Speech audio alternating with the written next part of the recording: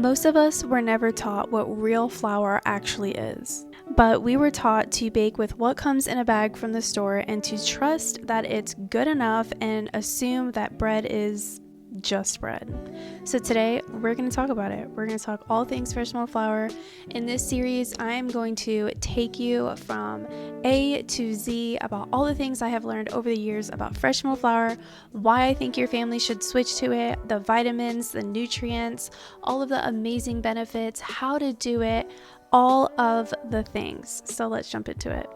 So really this all started when I learned what happens to flour after it's been milled. It really made me rethink my whole pantry system. So what is actually fresh milled flour? Essentially what fresh milled flour is, you have what's called a wheat berry, and that is what you grind into flour. With fresh milled flour, with the wheat berry, there are three main parts to a wheat berry. You have the bran, the germ, and the endosperm. Now, with commercial milling, you take away the bran and the germ, and you are left with the endosperm. That is why flour is typically so white, because that endosperm is essentially just protein and starch. So when you take away the bran and the germ, you are able to keep flour on the shelf for maybe even indefinitely, but for a very, very long time. Because the thing is, once you crack the bran and the germ, you have certain oils that start to break down the flour.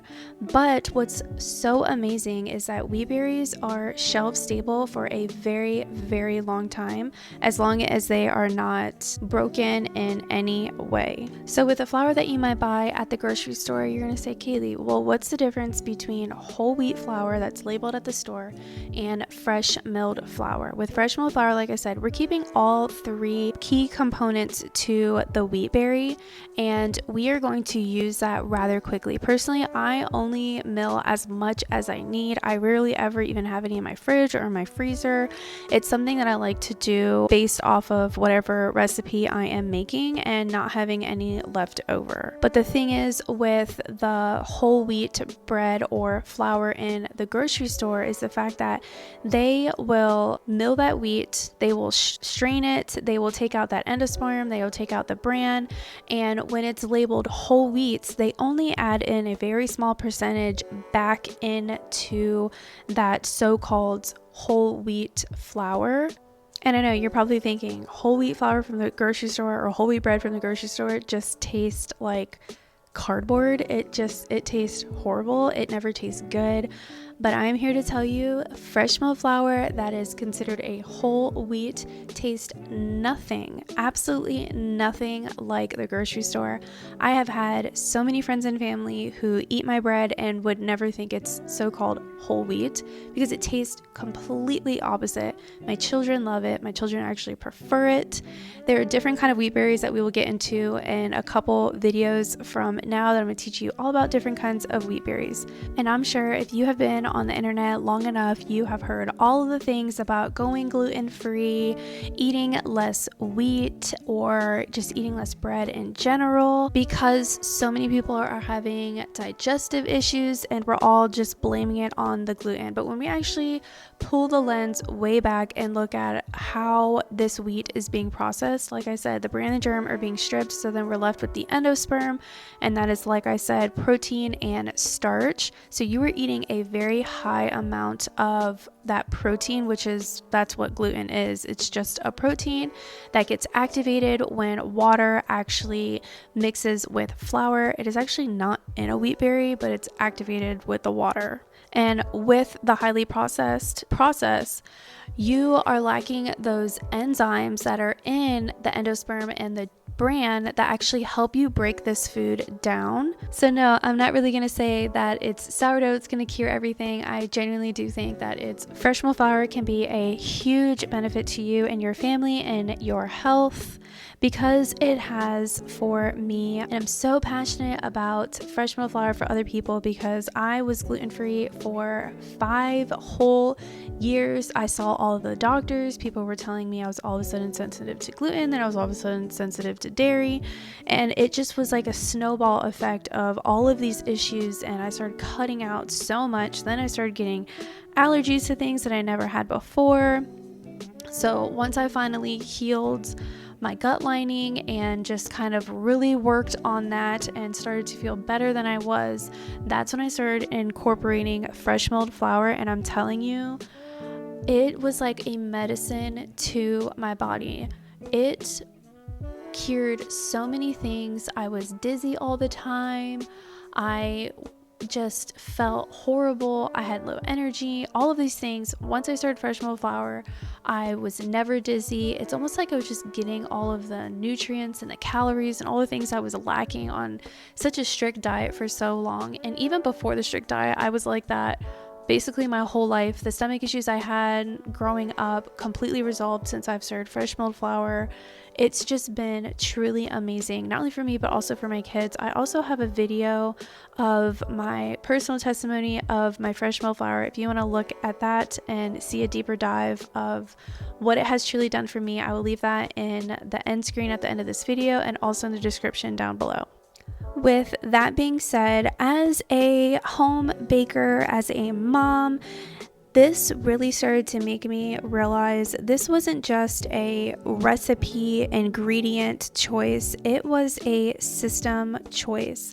Now, so many moms have said, I just don't have time. I don't have time to learn a new skill, or I don't have time to learn how to bake with fresh milled flour because there's a so-called learning curve. I hear all the questions, I see the things, but I'm here to encourage you that it's a lot more simple than you think. So let's talk about it. Most people say they don't have the time. Now, that might not be necessarily a time issue within the kitchen. It might just be a whole life schedule and routine. Baking from scratch, cooking from scratch, it truly does not just start in the kitchen. It starts with how your whole entire day is functioned. Whatever is important to you, I promise you, you're going to make time for it. Whether that be rest, reading a book, gardening, whatever the case may be. Once you look at these things and you think it is vitally important to your family, you will start to make time for it. You're going to look up the videos, you're going to find the recipes, and your small wins are really what's going to get you off on a good foot to keep that ball rolling. And my next thing I'm going to talk about is people saying that there's a learning curve. I agree and disagree. Depends on the kind of recipe that you're doing. I really have not had that hard of an issue when it comes to subbing, whether it be 1 for 1 or just a whole recipe I've had like from 6, 7, 8, 10 years ago, making it into fresh milled flour. And I think this more so has to do with kitchen skills than it does the fresh milled flour itself, because I see so many people asking what I see to be just the skills of how to bake, knowing how much hydration should be in a bread recipe, or what to do with a very high hydration level bread. It's more of the technique than it does the so-called learning curve. Now, like I said, we're going to get into different kinds of wheat berries, and that plays a huge role in it also, because not every single wheat berry plays exactly the same. Some are high in gluten, some are low in gluten, some are high in protein, some are low in protein. You have ancient grains. I mean, there is so much to cover. I'm so excited to talk with you about that in the next few videos. But another one is maybe just a fear of wasting food because it doesn't maybe turn out to your desire, because this is a new skill that you're learning. If you're somebody who already has basic baking skills, I feel like you'll be pretty well off. You'll kind of know what you're doing, you'll get the ball rolling type of thing. But because I think fresh milled flour just tastes so good, it has such a distinct flavor, even the times that I might have messed up a recipe or forgotten something or added too much of something or just try to use a recipe that wasn't even fresh milled flour, it's never been unedible. My family has never not appreciated it, or honestly just never not ate it. If you have a loaf that turns out dense, then make it for French toast, or maybe do some croutons. I mean, there's so many different things you can do with something that might have not turned out as well as you thought it did. And I promise you, if you do it again, you are going to learn so much. I think the key thing to take away from this whole learning curve type of thing is just learning the skill. It's a skill, and it's something that's going to build upon itself. And with that skill, like I briefly just touched on, was the rhythm, not just of your kitchen, but of your home. So now let's talk about the rhythm of your kitchen. So you're now finally in the kitchen. How do I make this flow? What are the things that I might need to do this, or what am I baking weekly? And this is going to be different per family, right? Like, you might be a family who eats tortillas often, or maybe you eat a lot of bread, or maybe you guys like to have desserts often. Whatever the case may be, everybody's going to look a little bit different when it comes to what's coming out of your kitchen. So for me, I have a 1 day a week where I make 3 loaves of bread, and that's typically sufficient enough for us for the whole entire week. Sometimes I have to end up doing it a day or two earlier than that whole 7 days, which is fine. I love that. I don't buy any kind of bread from the store. When somebody asks Sue Becker, what kind of healthy bread would you buy from the store? And I totally agree with Sue Becker when she says none of them. None of them are good. None of them are sufficient enough, like fresh milled flour. And then I might bake things like have a day where I make banana bread if I have bananas going, a little bit more brown than somebody might like to eat. Sometimes I'll make tortillas. Sometimes I'll make something for a specific meal, or I might have a 1 day where I bake many different kinds of things. One thing I've been loving making often is English muffins. It's more of like it is a yeast dough, but it's kind of like a quick bread because you don't necessarily bake it, but you fry it almost in a pan. So good, so delicious. That is one thing that is like the grocery store English muffins just cannot compare when you make these at home. They are just so delicious. My kids gobble them up honestly like candy. It's crazy how fast it goes in our house. So you could do batch baking, daily baking. You can freeze doughs or freeze a loaf. Whatever the case may be, if you are into that, stock your freezer, girl, power to you, do your thing.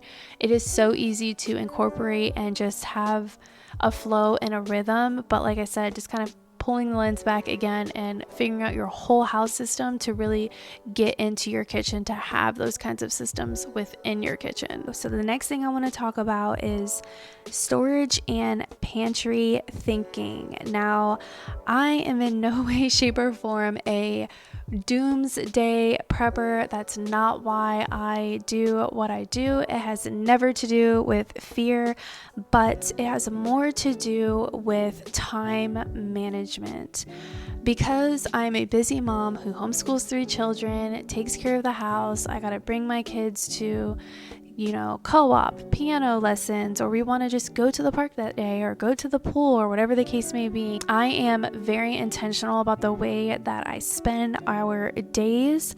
I don't get too legalistic into it like I did when my kids were really little, like block scheduling. I also have a video on different kinds of rhythms that I can have at the end screen of this and in the description down below that can hopefully help you, give you some ideas of how I do it and just how I've seen other moms have a flow of day. But when it comes to stocking my pantry, I love to bulk buy. Now, if you've been on my channel before, you know that I love to buy off Azure Standard. I have many videos of monthly hauls of what I buy to stock my pantry. But what I love about bulk buying is I constantly have things in rotation. Things are constantly getting used up. I buy whatever it is that I need. With Azure, it's a monthly drop. So I place an order, and once a month you will pick that up at a specific location with a drop coordinator. And I take advantage of buying things in bulk at bulk prices, and I always have certain staples on hand. I always have butter. I have heavy cream that I can freeze. I'll have sauerkraut that I buy, or wheat berries. That's a big one that I buy often. Sugar, oats, I mean, endless. I can go into my pantry and honestly not have to go to my local grocery store for a very long time because of how I stock my pantry and how we use all of it up in rotation. But also with bulk buying, you're getting things at so much better of a price because you are buying quite a bit of it at one time, versus the grocery store is really only sufficient enough they want you to come and buy, a small bag. They want you to shop once a week. They want you to only have what it is that you need for X amount of time. And I'm not saying that in a negative way or in a way to like scare you in any way, shape, or form, but like it's true. When you go to things like Sam's Club or Costco or Azure, those types of places are going to sell you a lot for a really great price. And there's so many things on Azure that we buy every single month, like cheese, that their cheese is the best cheese I have ever had. My kids love it so much, and like I said, it's something I always have on hand to make grilled cheeses or macaroni and cheese, whatever the case may be.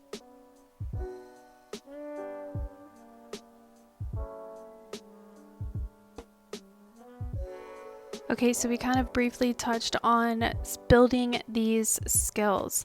The first thing every fresh milled flour mom should learn is probably a really good sandwich loaf. Again, I totally agree with Sue Becker when she says, if you change your bread, you will change your family's health. Just change the bread, because with that same dough you can do so many different things. This one dough can make your cinnamon rolls, it can make you dinner rolls, it can make you hot dog rolls, it can make you pretzels, you can fry it in donuts. I mean, one dough is honestly endless. You master that one dough, girlfriend, your husband's gonna be like, girl, who are you, Miss Betty Crocker in the kitchen? You're just going to feel so confident. You are going to be able to do so many different things with it. Honestly, most people have a few recipes and you can just change the ingredients to it. You can have one muffin batter and you can put chocolate chips in it. You can put blueberries in it. You can make it cinnamon strudel top on top of it, or you can add pumpkin to it. Now you would have to figure out hydration levels and how much you can do with that, but once you got it down, you are just going to skyrocket. Another thing that is really great is things like, pizza dough. If you look at a pizza box, so many ingredients. Now we have bioengineered ingredients. I see it all the time in the pizza aisle, in the prepackaged aisle.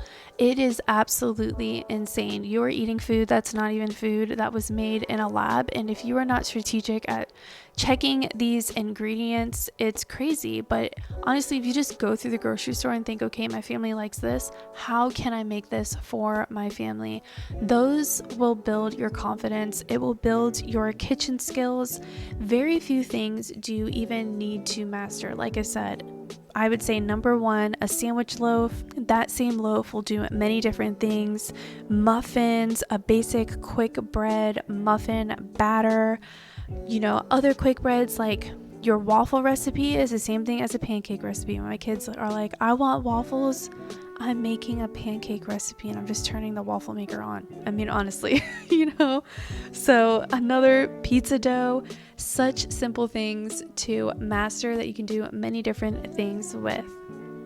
So I'm going to teach you these step by step in upcoming videos so you can build confidence one skill at a time. So this video was the why. The next video is going to be on the how in real life. After that, I'll walk you through the pantry system and the weekly bread rhythm that makes it sustainable from one busy mom to another busy mom. Well, friends, thank you so much for watching. I am so glad that we got to sit through this and be able to just sit and chat about fresh milled flour One thing I am truly so passionate about, and I'm so insanely excited to share with you all the things I've learned over the years. I hope you'll stick around, hit subscribe, leave a comment down below. What do you think? What's the next thing that you want to hear about?